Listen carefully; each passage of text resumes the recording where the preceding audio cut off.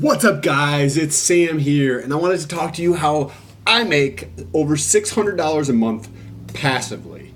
And I'm going to get into all the details of that and how little time I spend actually making that money. But before I do that, smash that red button that says subscribe. Just gently tap that thumbs up button if you like the video. And with that, let's get into it. So, I have a rental property in Florida. It's a duplex, and bought it for it's worth about $195,000. So I wanted to go through how that rental property makes me $615 a month. So and I'm going to give you a little bit of back story in terms of the context of how I acquired it and the details associated with that, because otherwise I'd be making $1,200 a month. And then I'm going to go through the actual details. Okay, so I purchased this house with my brother back in 2017. I was working for the government, and we used my income at the government because my brother was self-employed to qualify for the loan. And it is our property, so we both own it. And it's a duplex, so it's got a 4-2 on one side, so 4 bedrooms and 2 bathrooms on one side, full bathrooms. And then it has down in Florida, they're called efficiencies, but it's just essentially a studio. It's about a 500 square foot studio with a kitchen. It has a 2-burner stovetop, not like a one of those things you can buy from Walmart that you just plug in. It's actually set into the countertop like a stove that has the glass top to it, and it's set in. It's flush with the countertop minus the lip on it, but it's just flush with the countertop. Just a regular, kitchen sink in there, a full fridge. It's got cupboards. It's got the full bathroom. You know what I mean? It's just like a regular fucking size studio. This small, 500 square feet. So how I do it is I rent out the 4-2 on a long-term rental, and I rent out the studio with Airbnb. I'm up here in Massachusetts, so how do I take care of the Airbnb? The details of that. Okay, my brother's still in Florida, and the 4-2 we could probably get somewhere in the neighborhood of $1,500 to $1,700 for the 4-bedroom, 2-bathroom. So we have an agreement where he pays all of the bills in terms of the mortgage, generally about $900, and the utilities, plus or minus $300. So about $1,200 a month he pays. Generally, probably a little bit less than that, just being conservative, about $1,200 a month, and that includes the taxes, insurance, all that stuff. And we could rent it out for probably about $1,600. So he's getting about a $400 discount in terms of the rental price. So as because he's getting that discount, it's a business for us. We don't just give away money for free. So he changes over the linens and cleans the Airbnb so that he gets that discount. So, and you're like, well, that's 30 days. It takes an hour. No, it doesn't. It's really not that bad because you have a lot of people that book multiple nights in a row. So you might have, say, 10 changeovers a month. Maybe you have 15, 18 changeovers a month, but you have nowhere near 30 changeovers. Also, another thing that reduces the amount of changes in terms of one person checking out and another person checking in is he still owns the business that we were working together, and then I sold back to him. So that's more important. So these numbers would increase if it was changed over every day. We don't even make it available every day. So the numbers, that $615 a month that we each make is that's not even optimized. You know what I mean? So his business is maybe 30 minutes away. So that doesn't, I don't want him to stop doing his business because that's what he does. So we always leave about 24 hours in between check-in and check out and check in. So that way he can have time, doesn't have to come home to do any of that and stop working on his business, except for the weekends. Otherwise, a lot of times the weekends book up. You know what I mean? Somebody to do Friday, Saturday, Sunday, or something along those lines. So we don't even maximize it. There's the month of January, right? So this is the 12th of January. We have 19 days booked. So there's 11 days that are not even booked for the month of January. And I think there's only available about 22 days. So we don't even put available a lot of them. Like there's still plenty more that could be available, but I block them off so that he doesn't have to go do that. I spend a total, it varies, but maybe 15 minutes. Okay, we'll be super conservative. We'll say 30 minutes a month taking care of this. And how we do this is we will take the rental from the Airbnb. We take about 20% off the top for taxes, and that goes into a separate account. So if you're doing this, you can just go to your bank or wherever you do your finances and just put, whatever you feel that is a comfortable amount for you for taxes. Remember, if you put extra away for taxes, you could use that as a bonus or a upgrade to the property, or leave that to buy the next property, in a year or two. However you want to do that if your taxes end up being less. Now, I'm in about the 30% tax bracket. So these numbers are going to be slightly different if you're in a different tax bracket. I've got a 5.1% state income tax here in Massachusetts. And I'm going to run through these numbers. So the 615 was for the month of December, which we had about $962 in total gross on the Airbnb. Take 20% off the top roughly, and generally we don't calculate 20%. We're just like, okay, let's put $200 away for taxes. Because there's a lot of things that we can write off against those taxes, so probably won't even need 20%. But just to be conservative, we put away 20%.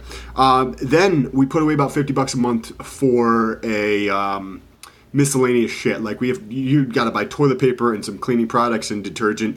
Nothing much, and you buy the large quantities or whatever the cheap shit is.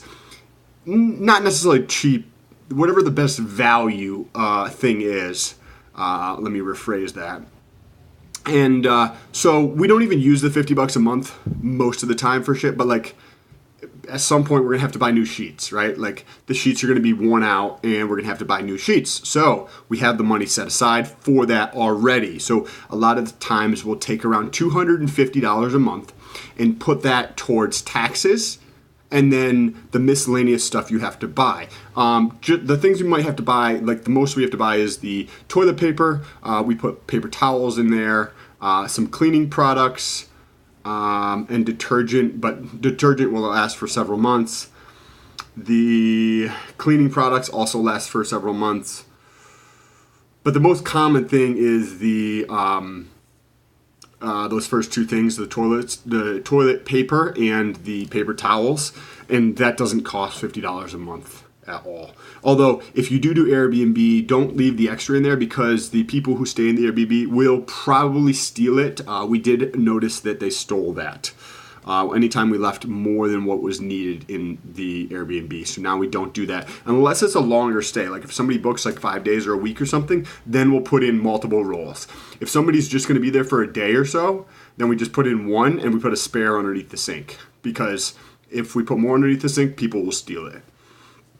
So we don't do that. Okay. So now, for the month of, and I'll actually show you these numbers, okay?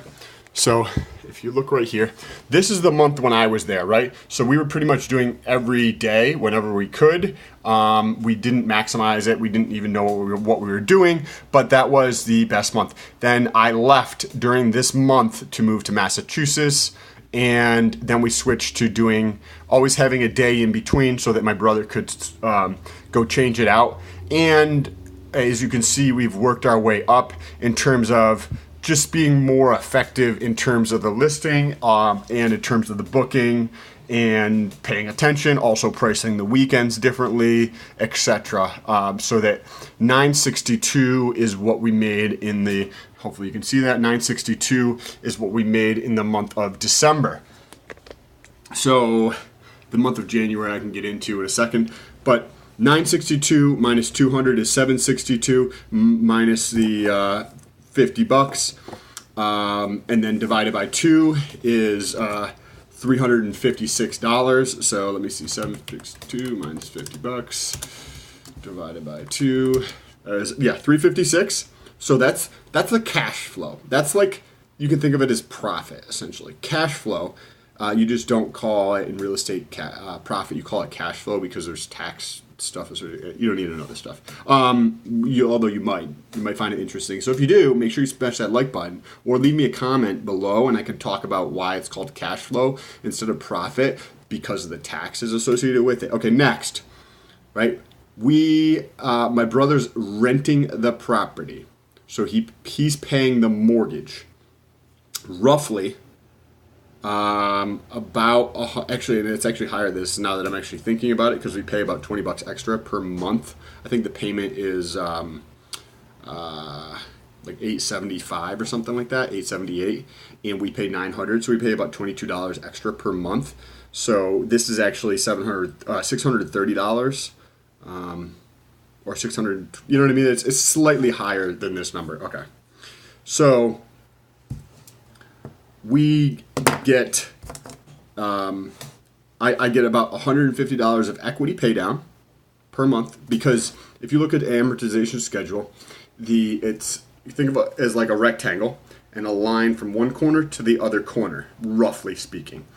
And the top portion, right? So now you have two triangles sitting on top of each other. That top portion is all interest, and it keeps getting smaller and smaller as you move along. This being the time horizon right here, if you're following this. And the amount of pay down on principal, it keeps getting bigger. That's the bottom triangle. It keeps getting bigger and bigger. So the amount of that bottom triangle, the principal that we're paying down each month, I'm getting about $150 of equity pay down. Now, depreciation is about $109 in the after-tax benefit of the depreciation. So it's worth about $190,000. If I don't have the HUD statement in front of me, but I just took about $120,000 for the property value, because for depreciation, you are only allowed to depreciate the property value, not the land value. So if you split those up, I'm depreciating $120,000 over 27 and a half years. So that comes out to be about $4,000 and change per year. You divide that by the 12 and then times 0.3. That'll give us the after tax. That's like the amount that I actually get of additional income from the tax benefit associated, because depreciation is a phantom expense. It's not a real expense. It's just the way it is set up is the IRS allows us to recoup the cost of the property because it's an investment. So when you add those together, the $356 I make in cash flow, so that's what I get in my pocket every month, right? $150 of equity pay down, right? Because somebody else is paying down my mortgage. And $109 for the depreciation. So you add those together and I get over $600 a month in passive income. The amount that I get to see, as remember, because somebody's going to complain like, oh, Sam, you don't get to see all that shit. And then they're going to unlike or unsubscribe, and they're going to press thumb down. But you do get all that money. Just because you don't get it on a monthly basis doesn't mean you don't fucking get it. Just use a little common sense. So that's how I get $615 a month. Obviously, the months will vary. We're continuing to see that trend go up as we make progress in that area and raising the price and getting better reviews, etc., etc. So, if you guys have any questions, leave them down below. Also have a link for my Instagram in the description.